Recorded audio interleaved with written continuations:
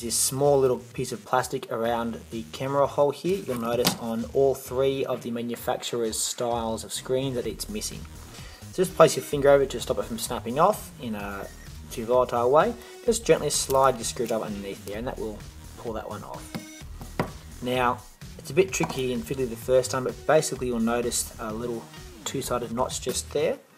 That notch is going to come around this camera in a line in this bottom corner here. So I'm just going to get that one there and slide that in like that. Might take you one or two goes to get that one in working properly. Basically that will sit over there and that will help keep that camera of yours safe. The next thing you'd like to do is change the filter from this screen to this screen here, the new one. Now I've just pulled some of this sticky tape back here and I'm going to use my Phillips head screwdriver. You could use a professional pry tool or something similar, but this is just so you can do it around the house easily. So basically get your flathead screwdriver and poke that through the hole and lift it up there. Now sometimes you'll buy one and they're going to have the filters on them and that's much more preferable. If they're a really high quality one, which we buy, it actually comes with all three parts. There's actually a metal filter, a black filter and some glue we come with as well. So you can buy them separately, or if the person you bought your screen is a good quality provider, they may have provided you with a new filter anyway. But often they won't. So what we're going to do instead is just get your iPhone base here and stick the filter in this little slot here. Now that slot there's actually a bit of a groove, as you can see. Now you can attach it with some glue to the screen itself, but I find it's easier just to apply it in this little groove here and let the groove take care of the rest. It can be a little bit fiddly to get it so it's not sticking to your fingers, but after that it's pretty okay. Get your new screen and you'll notice that there's some black on there. That basically blocks out a lot of the light for this proximity sensor here. This turns off the screen when you have it near your ear on a phone call. Now, as you can see, this screen comes with it already pre-blacked, as should all the screens, even the low quality ones. However, one in every 10 or so repairs, maybe one every 20 repairs, it isn't quite black enough. And so if that's the case, you need to pull your whole phone apart and start again. So in case that is going to be you, get a permanent marker or a Sharpie or whichever brand you prefer, and just get your permanent marker and just scribble all over this section here.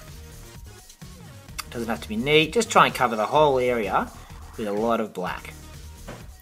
And the goal here is that in that 1 in 10 or 1 in 20 chance that that part isn't black enough, you don't have to pull your entire phone apart and do it all over again. It takes 2 seconds now and it'll save a lot of time down the track.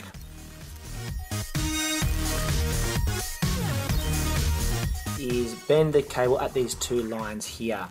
Now, don't be too hard, but just give them a good bend still, but not too hard. And you should give a nice little shape like that. Now, the reason for doing this is when you put your motherboard back in again, you can have it all working maybe a week later. If that is not bent, the cable pressure can pull that cable out of the slot again, and then your screen will stop working. Pull your cover off and you'll be good to go. Before though, is you need to make sure there's a small rubber clip, it's not really a clip, it's more a rubber piece on the end there. Now this basically sits just over here. I'm going to put it back on again properly, and that helps keep the motherboard safe, keep this cable safe from the motherboard, because the motherboard is quite sharp on that corner, and when we insert this cable it's going to keep it nice and safe. So make sure that is still there as well.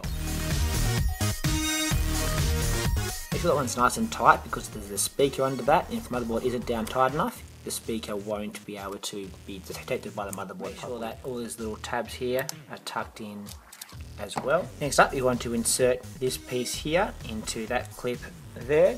Now it's quite fragile, that round clip, so when you're inserting it, make sure you don't push too hard, otherwise you can bend that wall and it won't go in properly.